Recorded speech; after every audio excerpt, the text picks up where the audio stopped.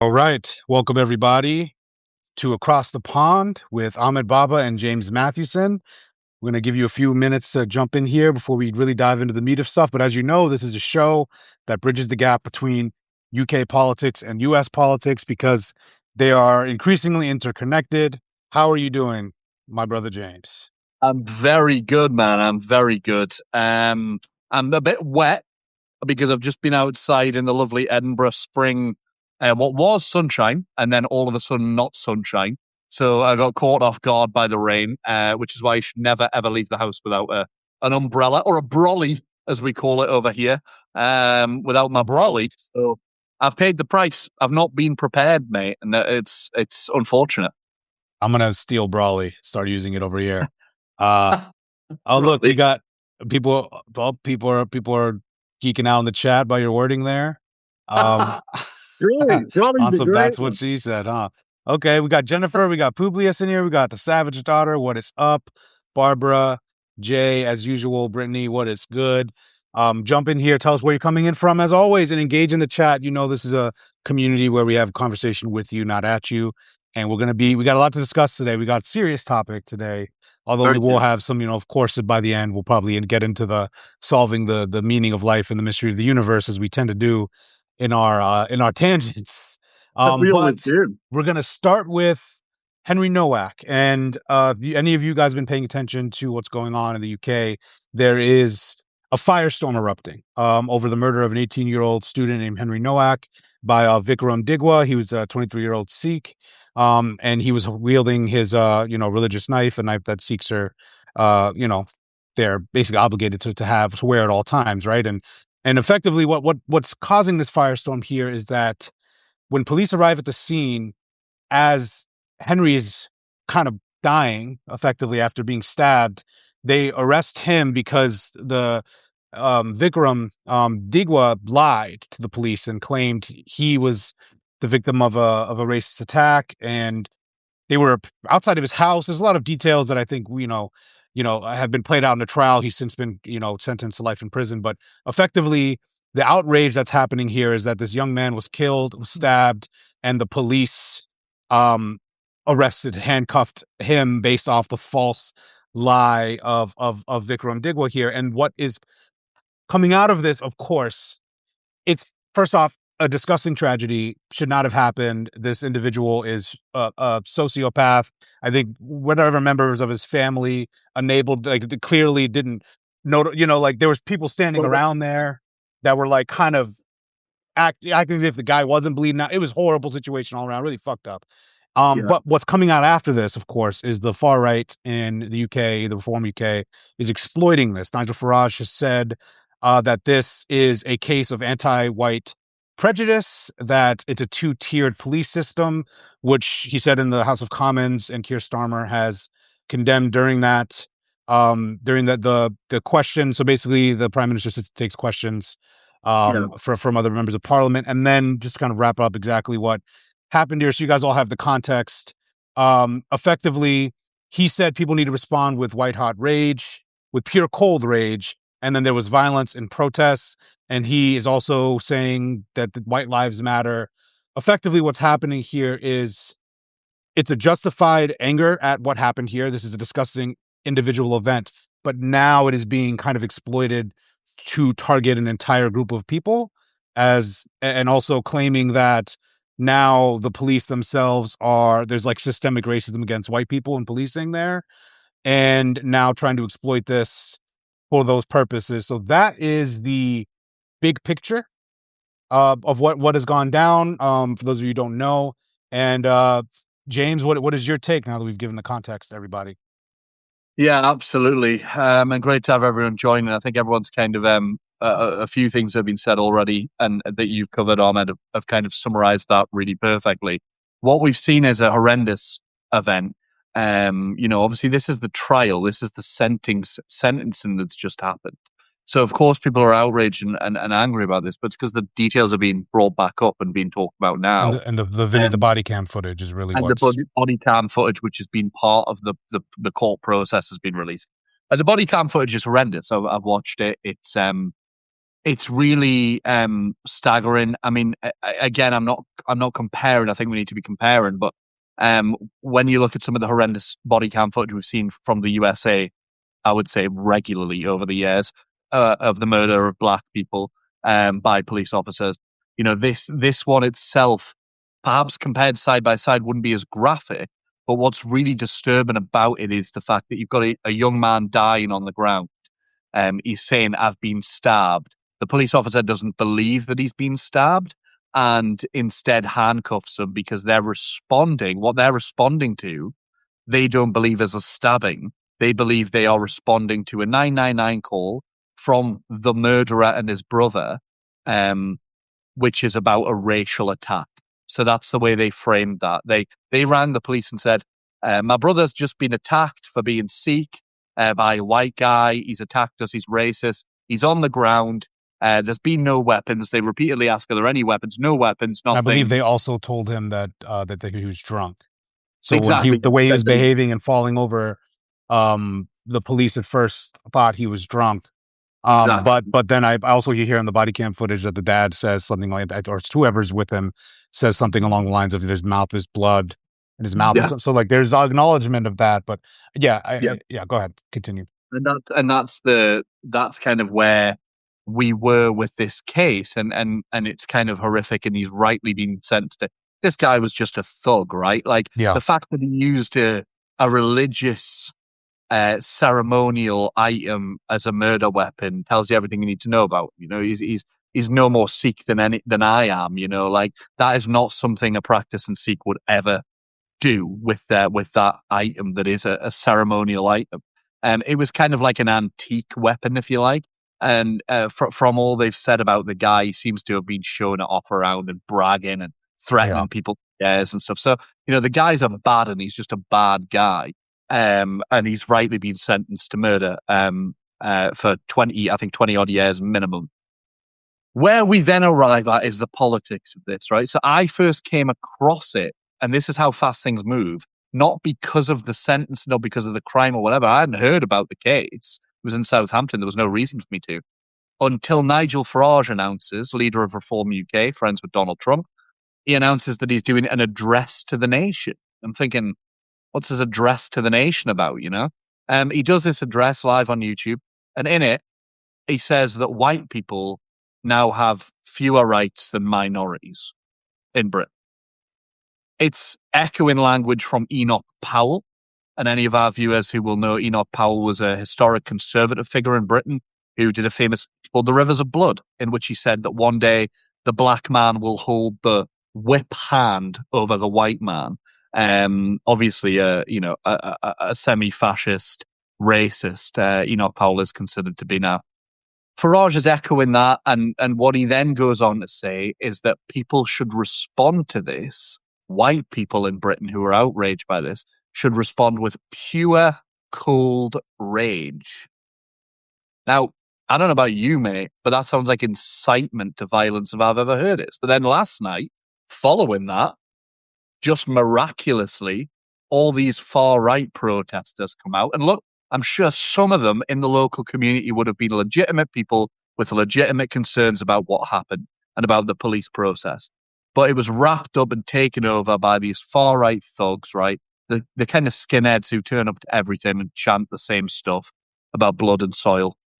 And they injured over 100 police officers and 2 police dogs in their basically riots last night, which I always find interesting because they're called protests in the media today.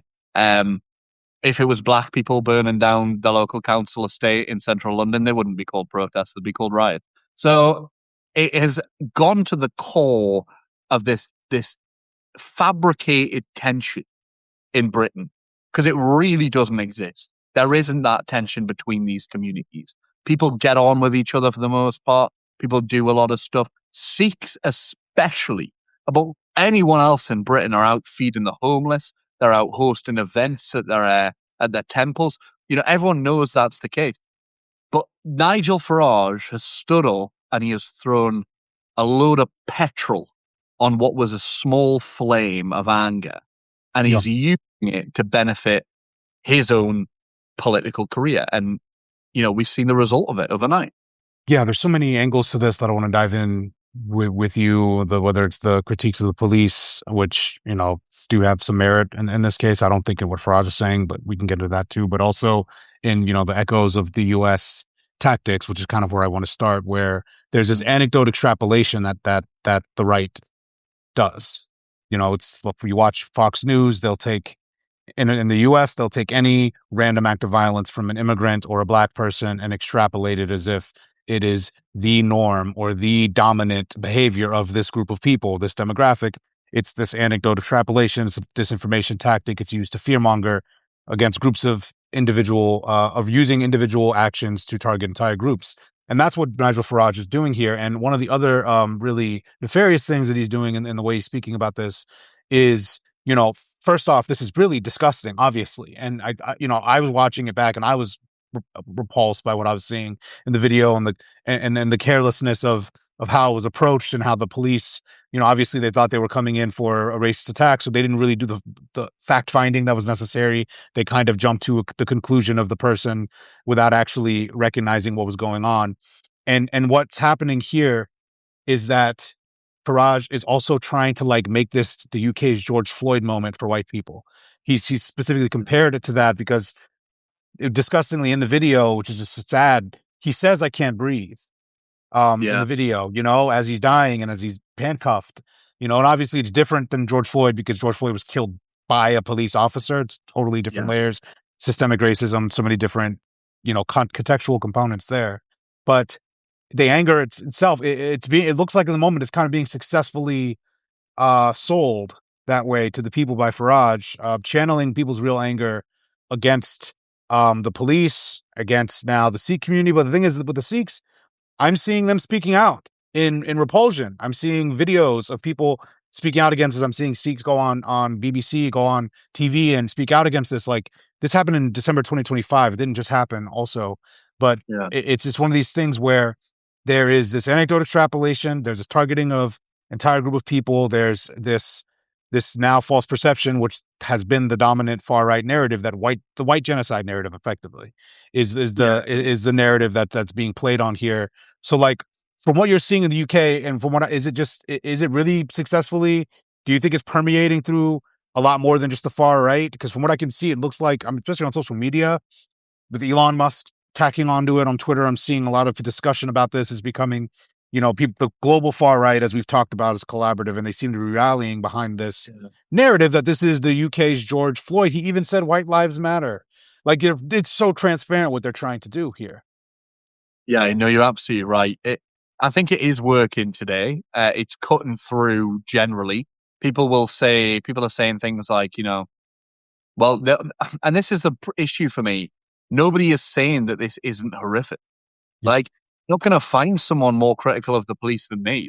I believe police brutality, even in British terms, exists, and institutionalized and systemic racism exists in British policing. I don't think there's a police force in the world where it doesn't. People who are given positions of power, often unchecked, will lead to that. The difference in Britain is they often don't have the power over life and death as easily in America because they're not armed, right?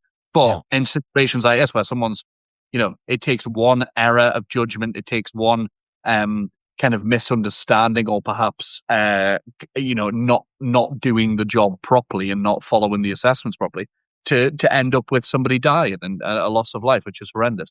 And then, of course, we have the fact that, and I think we have to bring it back to this time and time again, a manipulative sociopath who's murdered someone then actively phoned the police to get to lie and to try and cover his tracks, right? That's what's happened ultimately, and he is justice is being done on him, and that's important. Farage then inserting himself into this is rallying the right. That's what it's seeking to do, and this idea that this one event, because it really is, I can't remember, and it wasn't racially motivated. That's the other thing. We have no evidence that the attack was racially motivated against Henry Nowak because he was white. We don't have any evidence for that. So the fact that you can say that, oh, well, it's a racist attack and white people are under attack, I think the more he strays into that language, the more he loses credibility with the mainstream of politics and mainstream media, which is what he is still trying to win over. You have to remember, reform have to win over votes from Labour. They have to win votes from the Tories. And I think white people know, like even the most aggrieved white people know deep down, like I'm not at risk of being racially attacked.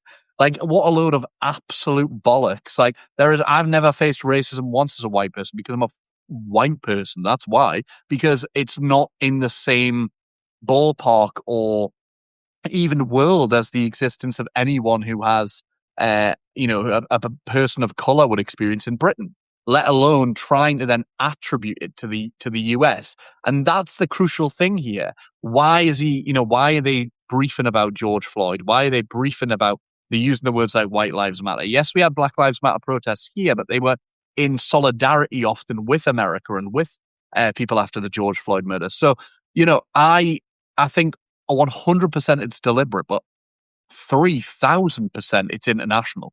And I wouldn't be surprised if they're being advised on it and how to farm the outrage from it, and how to utilize these opportunities, because we see Trump time and time again as well, and the people around him, right? Every time there is an event, a tragedy or whatever, you use it to your advantage, unless of course it is the stuff that happens every single day. And I have a bit of an opinion on this, mate. Feel free to correct me if you think I'm wrong with this, but because state and kind of widespread and systemic racist violence is so normalized, right? It doesn't stand out in the same way that these events that they're able to pick and choose and elevate, right? Because Farage's like, look at this, look how horrendous this is. Yeah, there was a Sikh woman raped 3 weeks ago. She was gang raped, and she was told to go back to where she came from while she was being gang. Like, where's his outrage on that? Never said a word. Never said a word about it. And that's actually more of a... Yeah, it's not about the act. It's about the, like, how do we make this seem like it's a one-off and abnormal thing? Because it is a one-off and abnormal thing.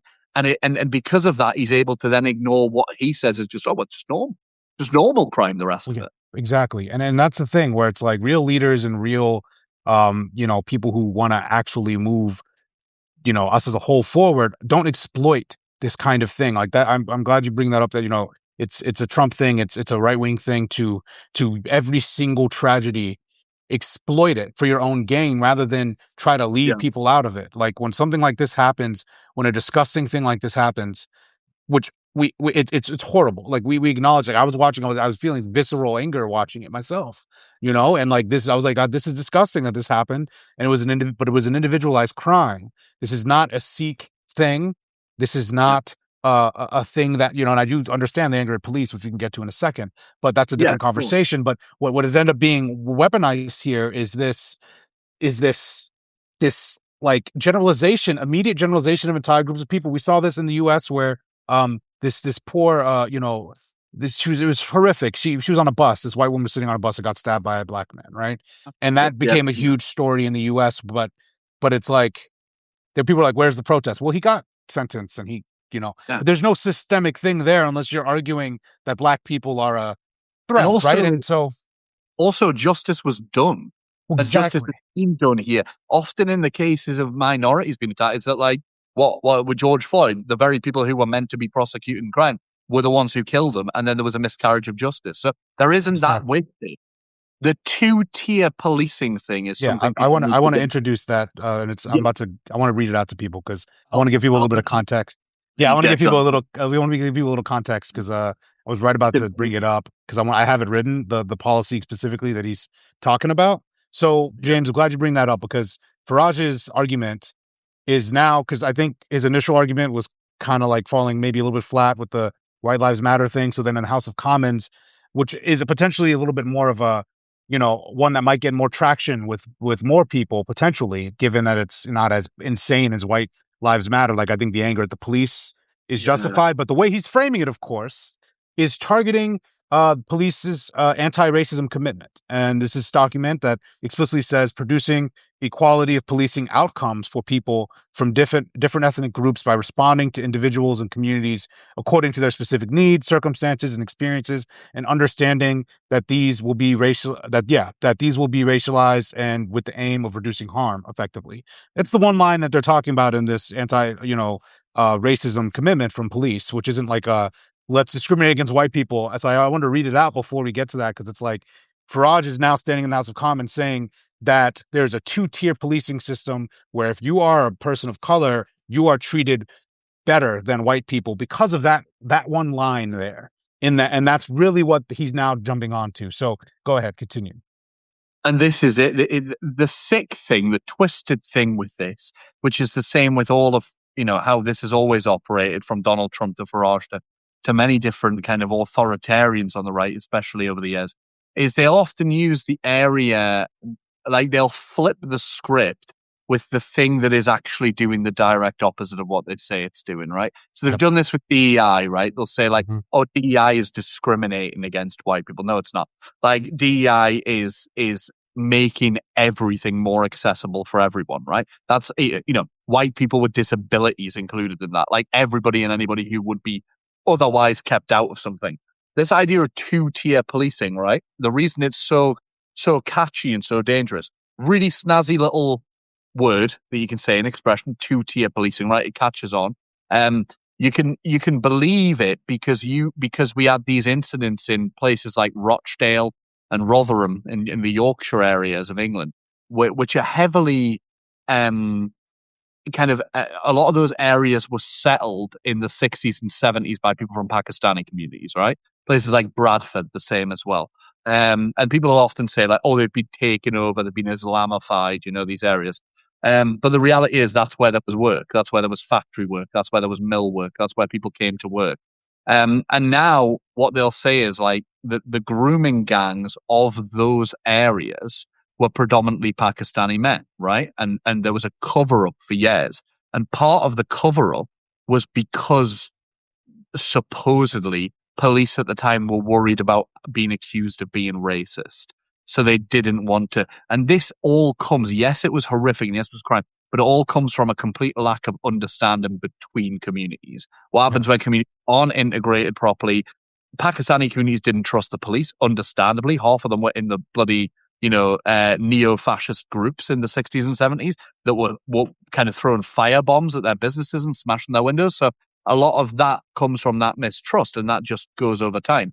Now, because of those cover-ups of those grooming gangs, people like Farage have now said, well, look, they got away with it. Like, they were all getting away with it, Pakistani men, and that there's something inherently cultural in Pakistani Indian communities where they'll rape. And then they add that up by then saying, look at the countries of origin, right, where crimes against women and rape is common, which it is. But, that idea that transfers here, and that's why it's connecting all of these dots in such a shape that, it's kind of like when conspiracy theorists confirm their own bias, right? And they say, well, I started with the idea, now I've proven it because I've looked for only the select information that I want to pay attention to. Two-tier policing is the modern iteration of that. So what we're seeing is them saying, for example, there was some lads arrested in an airport recently, some Muslim lads who were in a fight with some other people, and the lads who they were in the fight with, the white lads, got kicked in the head by the police. They were saying, oh, it's two-tier policing, they were soft on the Muslims, they were hard on the white men. All of this stuff is absolutely nonsensical. It's bullshit. Anybody who actually leaves the house in Britain will know that it's nonsensical. But of course, on Twitter, in these online spheres, it's a strong narrative. It's a strong set of words, and there's kind of disjointed evidence for them to present in a certain light that doesn't back it. So I'm very worried, because Farage knows how well it plays. Exactly. And for those watching who are just tuning in, we're talking about Henry Nowak, who was stabbed by a Sikh man in the UK, and the far right is exploiting that to their own gain over there. Nigel Farage is using it to try to claim a two-tiered system in policing and claim that there's anti-white prejudice, which it sounds familiar to those of us in the U.S. So if you're watching, smash the like button. I know this is a more serious topic than actually all our topics are very serious, but this one's a little bit more solemn given the death and how we're both disgusted by the act itself. But you already know smash the like button if you've not already. Hit subscribe to Ahmed Baba News and James Matthewson, because we're here to do this with you every week to connect the dots between UK and US politics. And there's already almost 200 people here pretty early on in this live. Yeah, So exactly. pretty great. Thank you guys for joining as we talk through this. We really want to, we move beyond talking points. On here, we don't just like, some of these lives I see of people where it's like people just kind of present talking points back and forth. Don't really have a Yeah. conversation. They kind of just like present their own talking points and then wrap up the live and don't engage with people. So we're here to talk with you through this, help you understand it. If you have questions about what's going on with this case, the politics of it, anything else, throw them in the chat as well. But yeah, I mean, the way that he's trying to present this two-tiered policing system, it's just so interesting because it's the same thing that happens here. When any incident happens targeting a white person, they'll take the single anecdote and say this is evidence that actually systemic racism in policing doesn't exist. Systemic racism doesn't exist, period. Look at this one Yep. individual that didn't get this. Or like, for example, that affirmative action case. Look at these one group of white kids or Asian kids that didn't get in. So therefore, the whole thing is biased against these groups of people, right? So it's a similar anecdote extrapolation across the board. And the reason why this Farage argument in the UK is so effective to a lot of people on the far right is because it is a global far right message. So Elon Musk has been Exactly. pushing this. This all interconnects with the great the great replacement theory, with the white genocide narratives. We saw this playing out in South Africa. Yeah. It's the same narrative, and then over here in the U.S., the anti-DEI push was also a claim that white people were being discriminated against. Yeah. And now even with this redistricting ruling, where Alito in his argument is claiming it's racist to have these large, effectively saying he's upholding the Voting Rights Act because it's racist to have majority black districts. So you guys can see where all these dots connect of why this fits so evenly into this message and why Elon Musk and people on the right in the US are talking about this Henry Nowak situation. So that's the bigger picture connecting of the dots. And I mean, I understand the anger of watching it and feeling like distressed about it, but like you just cannot extrapolate this and target an entire group of people. So I want to take it piece by piece. Do you think that there is any merit to, like, if you were to have an actual, we'll have a rational discussion about it. Like, would you, from your perspective as a liberal in the UK, are there any of these arguments that are going on that have any merit to them? And not the two-tier policing, because we know that that's not true. But Mhm. is there a critique of the police here that could be valid? Is there a reform that could be pushed that actually is something that would maybe satisfy both sides here? Because I was watching that video and I was thinking myself, like, I don't know if this is just this unit of police. Is this a broader thing? Because the way it was handled, I don't even think it would have been handled like that in the US. No. Like you kind of are trained to kind of if someone's kind of becoming non-responsive, you know what I'm saying? Like they handcuffed him when he wasn't even a threat. So like I'm trying to see what are your thoughts on that? Are there any rational reforms here? Like what is a valid critique of the policing of the situation? Me coming from a place of in the US not really knowing the details of policing in the UK on a Yeah. granular level. Yeah, I think there's a very valid argument against the officers who responded to this. Let's be clear, we're having this discussion like openly and publicly, which we should be. Nothing's been covered up, nothing's been held back as has happened in the past. So I think everything's been done on a systematic level as it perhaps should have been. But it's very difficult because I think I would never like to be a police officer. I've never wanted to be a police officer, but I acknowledge police officers are essential in society. I want to have a police. We have a very difficult relationship over here on the left with police because often we've imported slogans in the past few years from America. Things like defund the police, things like ACAB, statements that I kind of support when it comes to America. But I don't support in the UK because a lot of our policing issues come from underfunding. So, the idea that we would defund the police aren't well funded here. They're a public service. They've been stripped through austerity tax cuts in recent years, and we lost what we used to have in the 90s, which was community policing units, where they would go and build relationships with communities, people weren't scared of the police. We were moving in the right direction. Then we cut all of that, and then we went back to this kind of Bobby on the beat, as we call it. Where you have one officer wandering about the area, keeping tabs. No one likes them. People are throwing stuff at them. Kids are laughing at them. It's that kind of thing. So you end up with mistrust, especially in minority communities.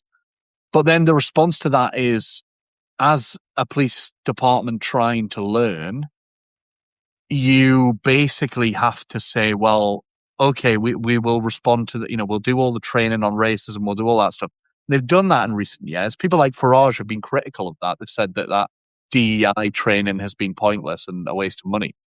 But the way that they've responded to this incident suggests that they believed at face value the phone call and that the case was going to be. But that in policing, presumably, you don't just assume it's as it is. You go in, you investigate. I think that failing is on the officers as individuals. I hate to sound like someone who's saying, well, it's not a systematic issue with this. But I don't see any of the systematic markers being present that would indicate it was a kind of force issue, as opposed to these officers doing the wrong thing when they arrived on scene. And it's certainly, they'll have had in the back of their minds, understandably, the increase in racist attacks, because they'll be seeing that as well, which we have seen recently. So, this guy rings in, his brother rings in, my brother's been attacked by a white guy. It was a racist attack. He shouted racist abuse at us. He's drunk and he's now fallen over. No one's been hurt. They get on scene. They look. They obviously don't do their jobs properly and assess the scene. They handcuff the guy, and then you see what you see, and it's horrific. I just really do feel like this is, from every angle, an isolated, absolute tragedy. I think the police officers in question should pay. I think they will pay. I think they'll go through a process separately. Ultimately, we've seen the sentencing of the murderer, which is important. And ultimately, it's a tragedy. Then that, as a standalone thing, is bad enough, but it's almost just a separate thing altogether when they try to do tier police. I don't know how you can think that police officers, the majority of whom in Britain are still white, turn up at a scene and and actually believe that they're instructed from up above. I mean, it's and that's the thing. It's one. If there were 100 or 1,000 incidents like this, then that's a different story, right? But again, it's the thing we've talked about, this anecdote extrapolation. This reminds me, even though it's not apples to apples at all, but given Vikram Digwa lied about the hate crime, from what we can see, the evidence that they gathered is that Henry Nowak did not attack him in a racist sense or do anything of that nature, from what we see in the evidence. And I think it kind of reminds me of Jussie Smollett a little bit, where it's like, do you remember the Jussie Smollett case? It was one of my first articles for The Independent back in 2019, where basically this famous actor in the U.S., moderately famous at the time. He was on a big show. He's a black guy, member of the LGBTQ community, and he called in a fake hate crime. He organized a hate crime on himself. He hired the fake people, said Trump's America, hired an attack on himself. And the reason why I bring that up is because, with this, I mean, in this case, it's significantly worse because Vikram Digwa killed someone. But what it is like during that time, the aftermath of it is similar to this, in my opinion, where it's like, people were in the right in America were trying to use this as an example that all hate crimes are fake. Discredit. Yes, that was so that's where the connection is, where after the Jussie Smollett incident, hate crimes were happening, and this was during the 2019. This was post Charlotte. This was in the middle of Trump first term, where white nationalism was seeing a resurgence, the Proud Boys, and there was hate crimes across the U.S. It was really growing, and so what happened is they took that and said, "Oh no, look at this Jussie Smollett incident." We saw it all over Twitter, where it was like, all these hate crimes are fake, broadly. And it's like, again, the same nonsense, where like you take something that was really injustice, like Jussie Smollett tried to take advantage of the justice system. Here, Vikram Digwa tried to take advantage of the justice system and say, I'm going to frame this as a hate crime to cover up Yeah. my murder, effectively. Which, if Uh, anything, really, if we think about it, if anything, that should prove, because there will always be awful people, right? Regardless of skin color, regardless of religion, regardless of creed, are always people who will act like this and who will do these things. Those yes. people will always use whatever is current and topical at their advantage to try and lie and manipulate, right? That's just what people do. We've seen it with rapists, right? How many rapists accused of rape have then said, actually, I was raped, I was sexually assaulted by her, I was, we see that time and time again. That's just what these people do. It comes up in psychological profiling of narcissists and sociopaths and anyone who commits these crimes. But the very fact that it's topical enough Yeah. and that it's common enough as a thing for someone like, I don't know how politically engaged these lads were. I don't think very. But for them to be able to say, oh, I'll use this because they know about the likes of Farage and they know that conversation has become mainstream. So then they're trying to hide behind it. And what that does, as someone in the chat said a minute ago, it sets us back. Shannon said, it sets us back so much. It really does. Yeah. And it damages, and it's heartbreaking because these people don't care about that. He doesn't care about anything. But he is throwing his community under the bus Exactly. to try and save himself. And because of that, it's an open goal for Farage. Exactly. And yes, Shannon, Edry has that great point there about how it sets us back. She also said that it helped, that the Smollett case in particular helped cement Trump in the eyes of his supporters. Nicole piggybacked off that point here in the chat as well. Thank you guys for engaging. Keep doing it. Keep smashing the like button. You already know. But so those are great points. And what it is that I think that could be happening here, where it's like when you have these really terrible human beings that take advantage of these systems that are there to help protect people of color, to help protect marginalized groups, it then gives the right an easy mascot to say, look, we're right. It's like it's like, it's welfare queens all over again, right? You find one person who's exploiting the system, and then you take it and you say, this is everybody. You say, we this get is it here all the time with And that- welfare, with the exactly. Daily Mail. It'll say Britain's biggest benefits cheat, and it'll be some woman, it'll be some old woman who's been like gaming the system, and then there'll be an article underneath that one that'll say, this is why we need to get rid of disability benefits. Hang on, And it's like, hold on. that throwing the baby out with the bathwater where I come from, and you don't throw the baby out with the bathwater, do you? Exactly. And I think, maybe there could be some retraining on how to approach these kind of calls. Maybe there should be more investigation done up front. Maybe there are a couple systemic things there. But to say now that police need to throw out their anti-racism commitment because of one guy doing something horrific, that is the problem. And that is it's very easy, because the thing is, it plays into really human tendencies. Humans are very, we can be fearful. It's very easy to generalize entire groups of people. It's hard. It's the easy way out to become prejudiced and fearful. You walk out on the street, you get yelled at by one black person, suddenly you're like, black people suck. You know what I'm saying? You go, it's like that's the easy, dumb, lazy route. And I think it's a lot more intellectually rigorous and difficult and necessary to be able to compartmentalize when something horrific happens. It is not the entire group of people. I mean, every time a young white boy shoots up a school, my first thought isn't let's ban young white men from existing, or let's, you know what I'm saying? Like, that's the problem here. On white people owning guns. Like, imagine trying to propose that. Like, the insanity. I mean, exactly, right? So it's like that's the problem here, and that's the argument that needs to be made against this. You can't defend. No one's defending the action, but I think people, and I'm glad we're having this conversation. I hope people watch it, because this is a nuanced take on this. We're not sitting here saying, we're not justifying anything this loser psychopath killed this poor boy. His family deserved better. He deserved better. This 18-year-old kid, like, it's disgusting and horrific, and the police mishandled it. They dragged it. Like, I was angry watching the video. It was horrific. Just as angry as I would have been watching it happen to a black person or any other person. It was disgusting. But to see them now exploit it is also disgusting. And it's not the way people lead. When you put people in power like this, that's the problem. That's why leadership matters. If, let's say, Farage didn't exist, and let's say the Reform UK Party didn't exist, the dominant narrative right now would be one of, okay, let's bring the country together here. This is a horrific.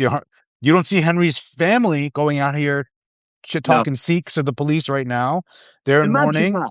Imagine your child gets killed, and the next day, rather than talking about your child, rather than saying, let's remember Henry, let's look into his life, let's say, Nigel Farage hasn't been in touch with the family. Nigel Farage hasn't been down to see the family. Nigel Farage instead did an address to the nation about your murdered son to further his own political agenda because he's a piece of shit. And unfortunately, we have in Parliament in Westminster, in the House of Commons, we have parliamentary privilege, right? That's what exists there. You can say whatever you want, basically. You have to use parliamentary language, but you can say whatever you want without being taken to court, essentially, outside of the Parliament.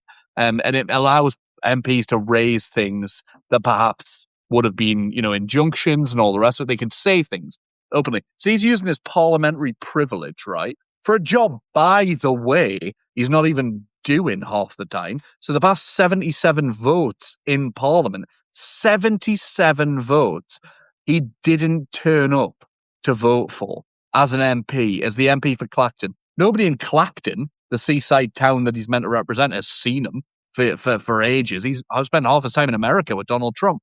And then he appears to do an address to the nation for this one issue, when there are so many issues, mate, going around of division, of racist hatred, of real systematic racist abuse.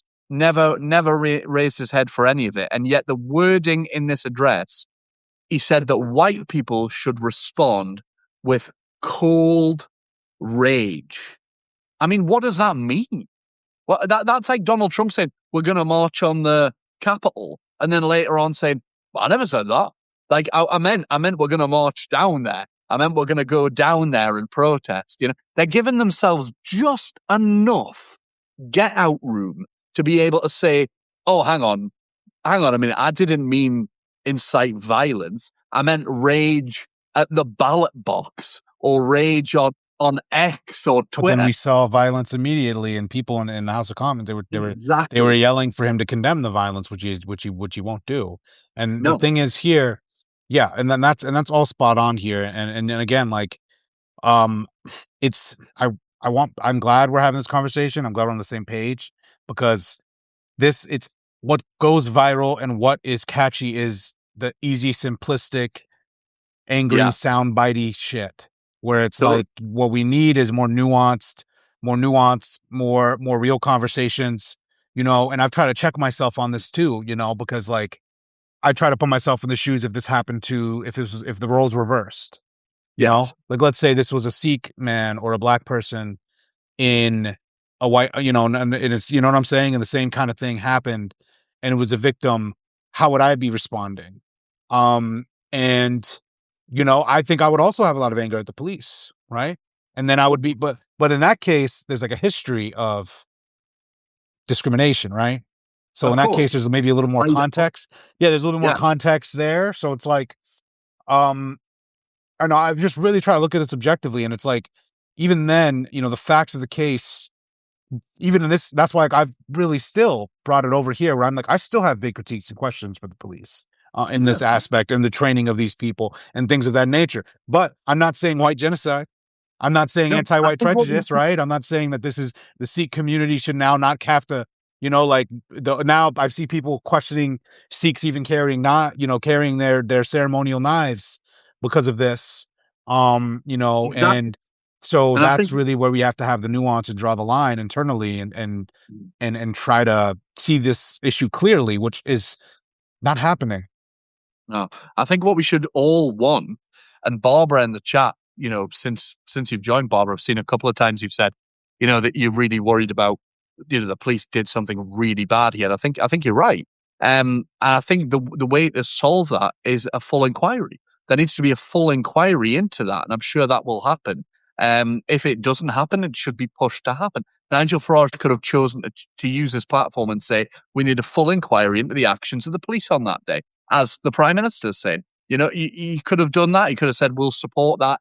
Any efforts to get it through Parliament, we'll support it. But no, instead he chose to use inflammatory language, putting it mildly, racist language to try and further his own political cause. And I think about this, mate, and it really, when you say if the shoe was on the other foot, I think either way we would need to find out if racism was a factor, Yeah. because even, the fact that somebody gets stabbed is an issue in itself.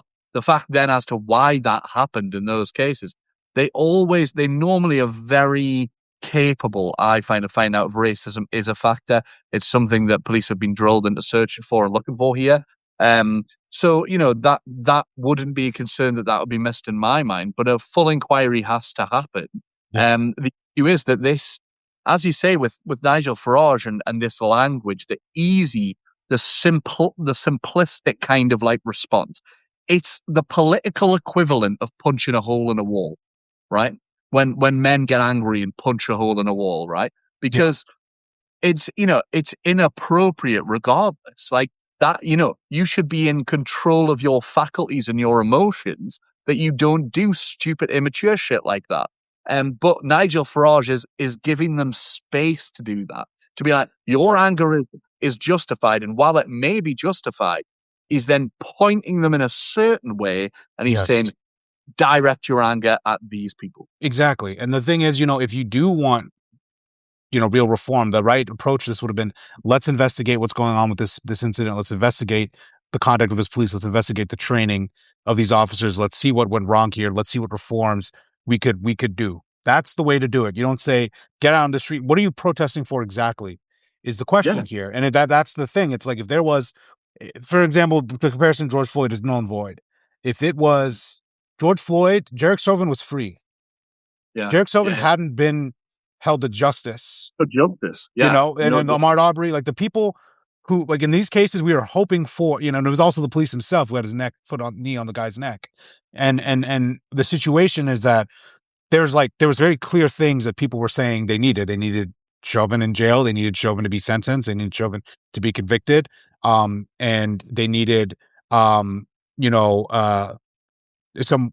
okay, Barbara, I know Barbara's also upset about the police, saying she believes like the police treatment resulted in the death. Well, again, I think that, I don't know if the investigation bared that out, because I think the police would have actually been charged because I think he was dying regardless, but I think it was horrible with how they treated him, and maybe there could have been life-saving aid there presented, and I think maybe that's something that could come out of the difference as well. If I can just address Barbara on that, I totally understand how you can see those directive kind of similarities, but we have to remember George Floyd, that was a racist murder. There's a reason a white police officer felt comfortable putting his knee on the neck of a black man, and that's because of racism in the United States of America. Now, I'm not saying that this was the same, but I know for a fact that the British police were not acting toward, nonchalantly towards this white man because he was white. I know that for a fact. Like, there is not systemic racism towards white people in the UK police force. So the difference between the two things is that alone, let alone I believe the differences in how they were killed, directly in the case of George Floyd, and indirectly, I would say, because of this action. And also on that point, I can even see what the counter argument would be, was that maybe the argument is that he was treated the way he was treated because of the call from Vikram Digwa, the murderer, lying and saying that it was a racist attack against him, and that's why the police acted with deference towards him and handcuffed the other guy. So I can get that, and again, that's why I think there should be an investigation as to how are they trained? How are they trained to respond to these? So, Barbara, again, this is a nuanced open space. You're going to get a lot of takes here where you might be surprised, where people might agree on some of these things. I agree with that. I think do an investigation of how the police responded to this. And I'm not with Farage and saying let's throw out the anti-racism commitment. But what you can do is say, how are these people? How are these officers being trained to respond to these these calls and alleged racism? Are they responding to the scene? Are they responding to the scene and doing any fact finding? If they come to the scene and see someone in the case of Henry Nowak, if the alleged perpetrator, who was not alleged, lied, he was framed, Henry Nowak. uh, are they trained to say now, okay, if we see someone is like discombobulated, let's administer aid first. If they're not a Yeah, threat, let's not handcuff them. Like there's so many questions here that I think right, do deserve answers, and I think an investigation is necessary there. But again, like the extreme that's taken with Farage and his comrades and his allies to defame entire groups of people, all of that, that is the problem here. And I think, thank you, Barbara, yeah. for saying Barbara saying thank you for the open to discussion. Yeah, you're going to find nuanced conversations here, open minds, objectivity. You Challenge, know, challenge, please challenge it. If anybody at any point thinks, and me and Armin won't always agree around the minutiae of the detail. We're all here. We're all in this chat. We've got 190 on now, which is fantastic, mate. Like, yeah, everyone's here because we all have the same values at the core, right? We know yeah, what we want to be.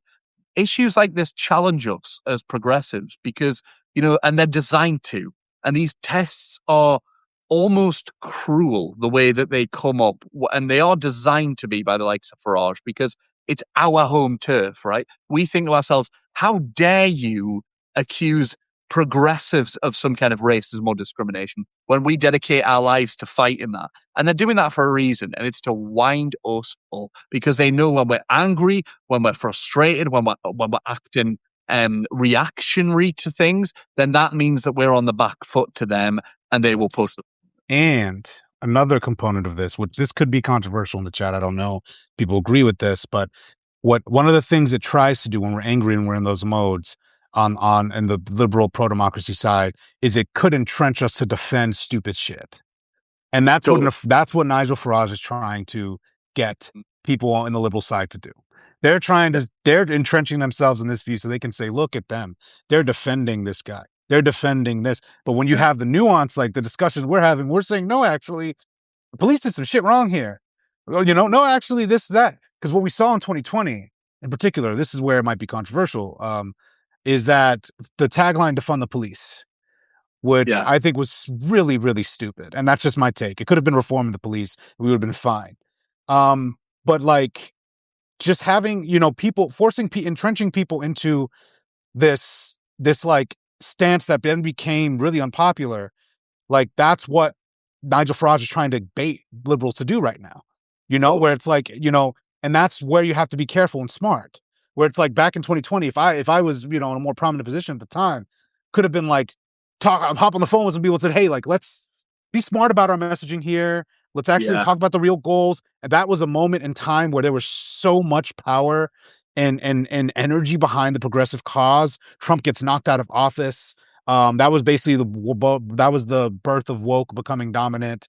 And then Yeah. some people were dumb in the way they approached their messaging and went a little far. And Yeah. that's kind of, and they were baited in. We're baited in because we're angry. Everyone's upset, Yeah, it's definitely that classic people, thing. yeah. And it's like, yeah, there's somebody, and I was supposed to say, yeah. And people were saying, exactly, yeah. People were saying that, yeah, exactly. Shannon said here, it wasn't even main Democrats that were saying defund the police. It was like there were some Congress people, but it wasn't the main party. But the point is, like, that's why you're right when you bring up that this is a test where it's like when these moments happen, progressive side has to be really smart about how they approach it. You have to be nuanced. Don't let your anger or get you in a place where you're arguing for stupid stuff. But now with Farage, them trying to channel this, like make him the George Floyd of the UK, they're going to do Yeah. something similar because now he's saying white lives matter and this is anti-white racism. And it's like, so I think this is a test for everybody to now be really smart and make sure that we're not being baited into defending the indefensible or doing some stupid things. Do you agree with that kind of take? Exactly, mate. Totally. And you do this expertly when you're on things like, I just watch you on MS Now, and you do these great things where you definitely have at the center of your thought the person who isn't in the room, the third person who isn't part of the conversation, the person who's listening, right? Because that's what you've got to have. And it's hard because you want to react to that person in front of you, that, ridiculous right-wing MAGA influencer or whoever it is you're up against. You got, and even on the nuance stuff, but you've got to be thinking constantly. And this is what I love about our chats here, is we're not only thinking about the people who are listening, they're engaged with us. You're all chatting along with us so we can kind of come back on stuff. Because ultimately, that's how you win conversations. And I know it doesn't feel good. I know what feels better is to go out and throw a punch. I know it feels better to call someone a fucking idiot. I know it does. Yeah. It feels good, right? But that's where I come back to that idea of throwing a punch at a wall, punching a hole in a wall. You know what you end up with? You end up with a hole in your wall. Like, you've not gained anything from it. So you really Felt good though, got but to try and think, be smart about it. Think about the people that we want to try and win over in the margins. I'm not talking about opening the door. We come back to this conversation about being open to people changing their minds. I'm not talking about, having fascists around for dinner and saying, oh, we'll find a way through, like that classic kind of centrist idea of appeasing people. No, I'm talking about winning the argument, winning the battle of ideas, because we have to fight it, and you have to fight it with brains rather than brawn a lot of the time. Look, there's always time for brawn, but brains are the thing you have to play. James, this is why we do the pod, because we're on the same page, all right? And I'm glad we always get to a bigger theme of everything near the end. And persuasion is what you and I are in the art of. We are in the work of persuasion. Our bigger project individually, I know when we go out there on these media networks, you're right. That's exactly even how I think about it consciously before I go on MS Now, or, even MS Now when I'm preaching to the choir, or, where it's like, I'm not here for clout. I'm not here to chase a segment or a viral moment. It's like, how can I best inform and persuade people to make informed and good decisions about their democracy? And I know you and I are on that same page. We're in the art of persuading people, and you don't get there by pushing simplistic nonsense. That's why those who watch our show, those who follow my work and follow your work, we're not sensationalists. There's a lot of sensationalism out here. Like, we'll speak the truth and be blunt about what's going on. We'll call a fascist, an authoritarian, but we aren't those outrage bait people that will jump on things simplistically, that we want to get people to think and help people break down maybe their own biases in a lot of ways. And that's what I give media literacy lectures to students, and that's one of the things I teach them. I have to practice that myself. And as you'll see in the chat, I've actually heard from some people who aren't all liberals in our show. There are some people here who are moderates, conservatives. We have some conservative viewers, frankly. And the reason why they like watching us is because, and I go to Virginia. I have some friends that were they're not Trump supporters anymore, but they're right leaning, and it's like when you can show flexibility, nuance, intellectual curiosity, when we can demonstrate that and get people, then they think I have a permission structure. I just said something really, some people say things in the chat and they think we might respond with like, oh, let's dunk on them or disagree. And it's like, oh, we say, oh, you actually have a point there. I want to think through that. That can open people's Overton window, open people's ideas minds to be like, you know what, maybe I can change my mind on various issues, because there's actually sensible people on the progressive side. So we're part of that same project here. Exactly, mate. And Jay's just hit the nail on the head. This is the biggest compliment for me, mate. That I think we get loads of lovely compliments from everyone. Jay's just said, and Jay's with us every week without fail, Jay, from the great nation of Canada. Jay says, I never feel tired of either of your content because it doesn't go after the outrage bait, and that's the reality. What we're trying to do here, what we do with this pod, but also what we need to do on a wider level is think of this like, I don't know, think of it like food, right? The right peddle very, very simplistic narratives that feel good. It's high sugar, it's high fat, right? It's the McDonald's drive-through. It's so easy. You get your hands on it, you eat it, you feel good. You know what? In half an hour, you're not full. You're not sustained. It doesn't give you the nutrients you need. So you need more of it. And you fall in that trap more and more and more. It's fast food politics. Whereas what we're trying to do is, proper, wholesome, home-cooked dinners, right? Yes, that's correct. But it's healthy and it sustains you, and it's about nutrients for the soul. Let's not go after it. We don't win by going over at the other side and doing the same thing as them and trying to get away. We do it better. We do. I know I'm sounding like we've got McDonald's at home, and it's shit, but we do it better. And I gotta say, if my wife's watching, she knows she's obsessed with you. That's number one. Number two, I may or may not have eaten McDonald's this week. Okay, so that's just my own personal confession. I may or may not be McDonald's. That doesn't mean that I change my approach to the news. I still am committed to home cooked meal news. and me and her trying to get more in the home cooked meal situation. But yes, I think that's really good. Fast food politics. Publius likes it down there. People in the chat like it. I think that's really what we're trying to move beyond. And as you can see in the conversations that we have and the work, the choice of our approach to our segments when we go on TV and the way we're trying to do this work, sometimes it can be a longer path. Like I've been doing this since 2016. I was 23. And the first term, document every day of Trump's presidency. I probably should start doing video more back then, but basically always trying to be analytical. Even when I was young, my prefrontal cortex wasn't developed. And analysis, nuance, context, not Yeah. outrage. Some people take the faster route. It's easy to just do the dunk takes, to just do the divisive stuff. I mean, I have respect. Actually, I do think there's room for that. Like, I think there are the people who combine the dunking and the nuance analysis, like Adam Ogler, for example, on CNN, and other people Yeah. who do that kind of work, which is good. But for those who just like for the people where it's just like about dunking on the next take or, doing something where it's just kind of like trying to divide people. That's not the way to do it. And I think we need more of the nuance, more of the thoughtfulness. And that's what you guys in the audience are here for.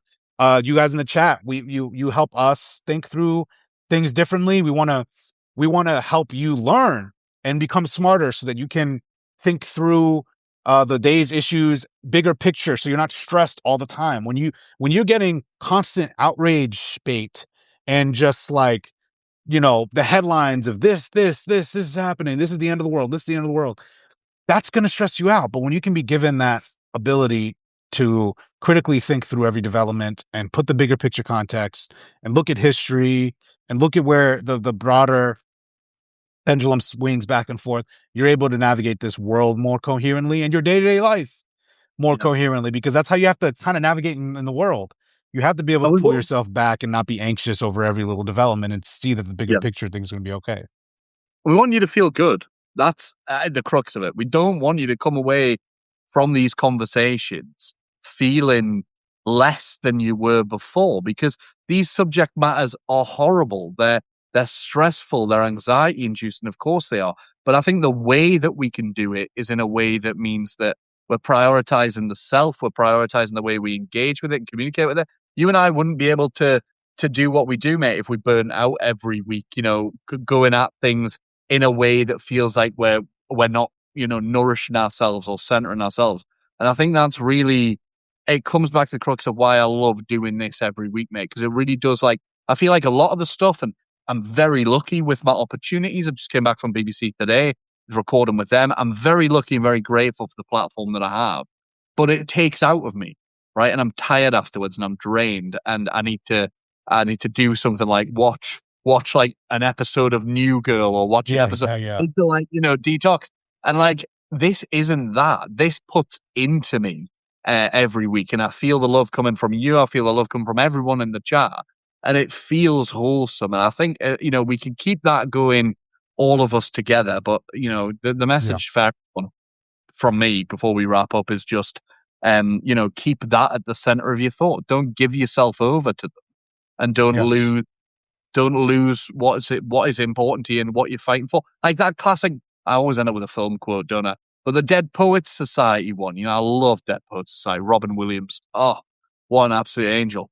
And he says in that, engineering, politics, law, they're all noble pursuits, right? But art, music, these are what we live for.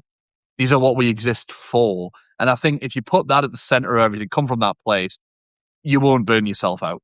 Yeah, that's the key. The greatest victory we can have is over self, of being able to control our self and nourish ourselves and not give ourselves over to the far right's outrage machine.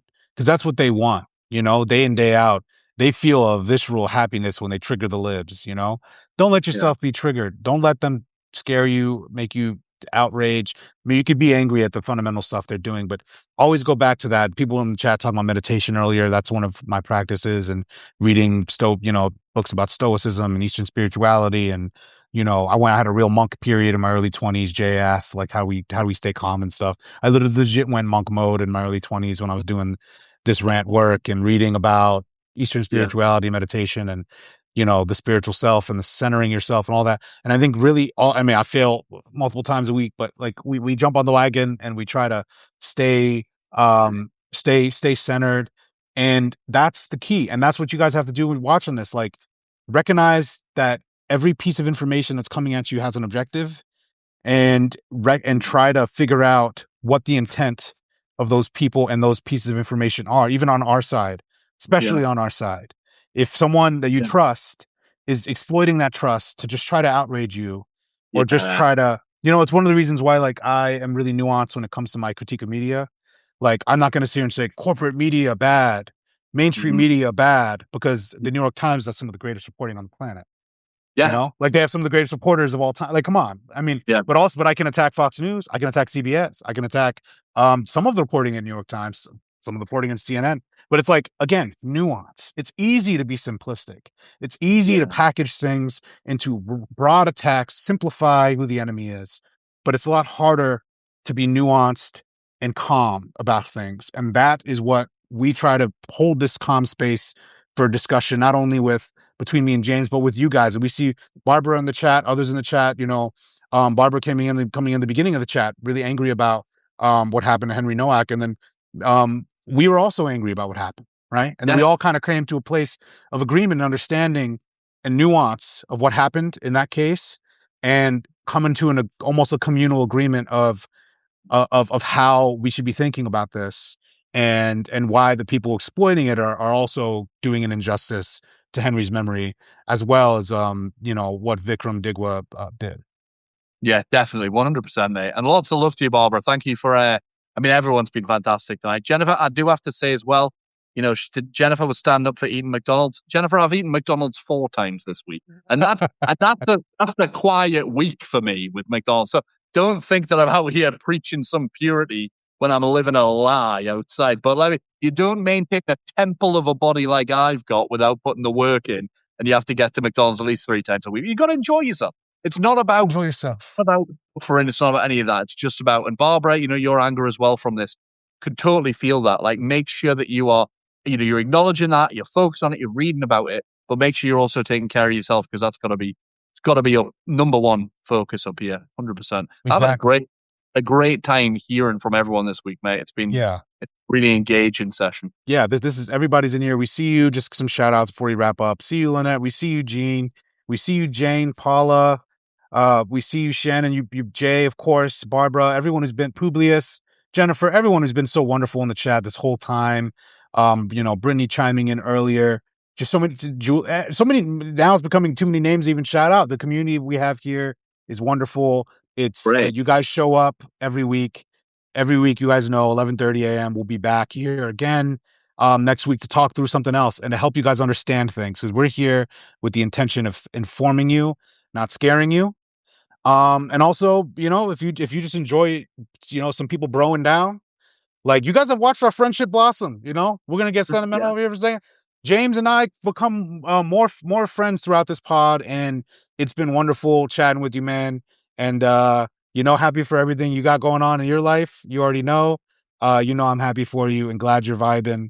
And I'm gonna be continue to try to focus on what I got going on too, as all of you should in the chat. Exactly. Focus on the joy in your life. 100%. And we're getting closer to B Day, aren't we? To Baby Day, I think. Getting closer and closer. Everyone's really excited. I'm so excited for that, man. It's gonna be great. But baby's gonna come due June. Well, I don't know if I'll give everybody the exact date, but late June. Don't give away the exact date, late June, and then I'm gonna, I'm still gonna be seeing you guys. So we're gonna see how much, what I might end up taking some days off. If I'm in the hospital and she's giving birth, I'm sorry, James, I won't be able to do live that day. I won't. If you did that live, it wouldn't just be Mrs. Barber who you'd have to deal with. It would be me as well, I think. And if I didn't across the pond from the delivery room, it's not gonna work. Across the pond from across the hospital bed. I think we'll park that one for now. I won't survive the night. But that's a different conversation. But brother, thank you as always for being here. Thank you all for joining. If you've not already, hit the subscribe button to both Ahmed Baba News and James Matthewson. We're doing this independent work. If you respect and want to back nuance and thoughtfulness and media that helps you think and get smarter, this is the place to do it. You already know we have these conversations, so subscribe. And if you are able, become a paid subscriber, because that's what empowers this work, that allows us to continue to do the work we do, because we want promote the media you and support the media you want to see. Because I've frankly have had enough of the outrage bait, and I want more thoughtfulness. That's the kind of content I drive towards, and I've been thinking a lot more. And I'm sure me and you maybe we'll have another conversation off camera about like just the kind of bigger picture media we want to see in the world. I want to see more thoughtfulness.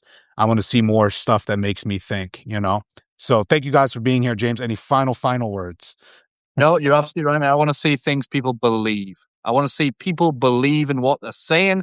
I want to hear more time given to what people think, because you cannot give your full opinions on something in an 8-second soundbite, and it's not fair. It's not right. It is taken away from our debate as a society. We need more time, more space, talk out all the issues, and that's what we do. We're meant to be an hour, mate. We're never an hour. We're always over an hour. We're always over an hour. We could do this for 3 if we had the time in the day. We could do this for 3. But James has a life to get back to. He's got to go speak some more truth. Also, I got to say in person, mad props for your last segment. If you guys have not seen it yet, go to James' Instagram. James did a absolutely fierce and forceful defense of trans people and their dignity on one of his latest interviews on a right-wing show. He went into the fight of his life on Talk. It's called Talk TV. This right-wing, what is it called? Yeah, and he went in there and he defended the trans community forcefully. You guys got to go back him on Instagram. And it was an accidental one. I normally, when I get bookings now, if they ask me to come and debate that, because they love doing it, obviously, to wind people up, I'll give them a list of trans commentators they can speak to, because they should be putting trans people on. But they didn't. Instead, they tried to blindside me with it from a caller. Weren't you on there to talk about Mandelson? Like, you were on there to talk about something else. And then they had a caller who said, start talking about trans people and men in dresses and all the rest of it. And I just unleashed, mate. But it went viral in Australia overnight last night. And Sky News Australia are very right wing. They're like the Fox News, they had said, LGBT activist James Matthewson and I don't think that's me, but never mind. So who knows? But I'm proud to be counted. If they think I am, somebody said, oh, you always hear this from these trans guys. If they think I'm trans, because they're always saying you can spot it a mile off, apparently, that firstly, they're wrong. Secondly, there's no bigger compliment, because if my beard is passing as the beard of a trans guy, then I'm winning as far as haters, man. By the way, Publius asked what your IG is. I know we're extending it long, but I got to give you a shout out. James Matthewson, at James Matthewson Official, right? J, it's just the letter J. So J Matthewson Official on Instagram. J Matthewson Official on Instagram. Go check him out. Yeah. Oh, look, we got it in there. Jay is out here. Jay's doing it. Yay. Thank you so much. Yeah. Okay. Oh, we got Phoebe in the chat. We got Phoebe. We got Roxanne. What's up, Phoebe? What's up, Roxanne? All right. Well, amazing. Okay. Amazing. Thank you for all the work you do, man. Everybody go follow James Matthewson. And, thank you. And also I hope I get an opportunity. I'm supposed to be going back on, I'm actually going back into the ring, I think, on CNN. Not anytime soon, maybe not before the baby, but potentially this summer. And I hope trans issues gets brought up again, because I have so many defenses that I want to deploy as well, just as forcefully as you did in that, So you inspire me, brother. Keep up the work. Keep doing your thing. Everybody in the chat, go. I don't want you doing anything else after this, but being on James' Instagram, watching that video. All right. Just following your lead, man, from across the pond, and can't wait till we can meet up in person again soon. It's gonna be great when we do, and we're gonna do a hell of an episode somewhere. Don't know which side of the pond yet, but we'll be one side of the pond or the other. We'll do an episode live together. All right, brother. Take it easy. I'm gonna let you go now. All right. Take care, man. Okay. See you later, everyone. Bye. Bye.